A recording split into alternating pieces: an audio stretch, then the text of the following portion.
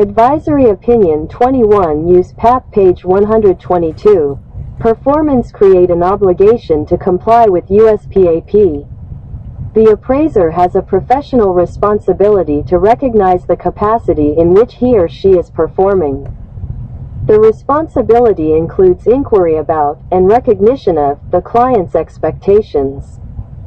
When an individual has an opportunity to choose the capacity in which he or she will provide a valuation zero service, he or she is free to provide the valuation service as an appraiser or in some other capacity. An individual who is recognized as an appraiser must use great care not to violate the public trust. An appraiser acting in another role must ensure that intended users are not misled as to the individual's role in providing that valuation service.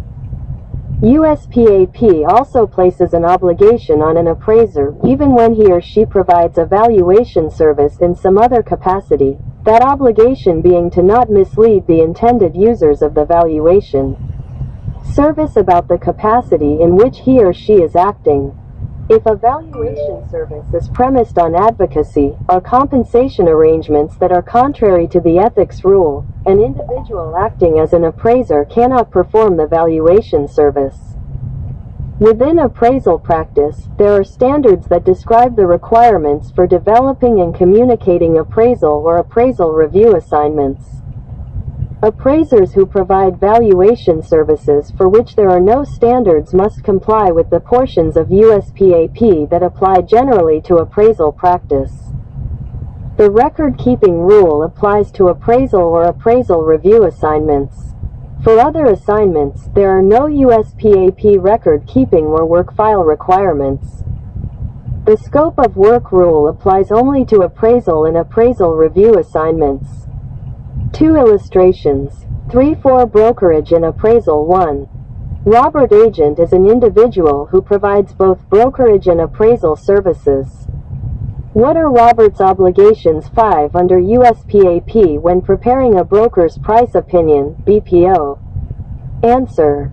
Many states' brokerage and appraiser licensing laws have specific provisions for appraisers who are also brokers. In the absence of such laws, USPAP provides flexibility for brokers, appraisers, and others who have multiple professional roles. If providing the service as an agent or broker, USPAP requires only that an appraiser must not misrepresent his or her role.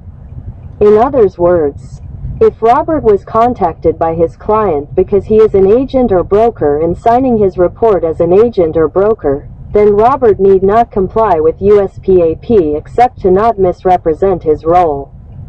If Robert is contacted by the client because he is known as an appraiser and is signing his report as an appraiser, then USPAP applies. Appraisal Review 2. Dan Williams is an appraiser. He was asked by a client to perform an administrative screening review of an appraisal report to determine if a more thorough review is warranted. The client would like Dan to check the math calculations and determine whether the appraisal report complies with the client's basic content specifications. What are Dan's obligations under USPAP? Answer. The client has engaged Dan because of his identification as an appraiser. This clearly creates an expectation by the client that the service will be provided in compliance with USPAP. Therefore, this service is part of appraisal practice. At a minimum, Dan must comply with the portions of USPAP that apply generally to appraisal practice, i.e., the preamble, the definitions, the ethics rule, the competency rule, and the jurisdictional exception rule. Dan must next decide if compliance with standards 3 and 4 is required. To do this, Dan must consider the intended use, intended user, and type and definition of value for the assignment.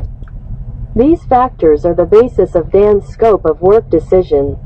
If the appropriate scope of work includes developing or communicating an opinion about the quality of another appraiser's work that was performed as part of an appraisal or appraisal review assignment, then that assignment is by definition an appraisal review. The label placed on the service cannot support acting outside of standards 3 and 4. The client may call the assignment an administrative screening review, but it is the extent of the service that defines it. 15 Dan must decide. Based on the problem, the comment to the definition of appraisal practice states that the use of other nomenclature for an appraisal or appraisal review assignment, e.g., analysis, counseling, evaluation, study, submission, or valuation, does not exempt an appraiser from adherence to the uniform standards of professional appraisal practice. 05.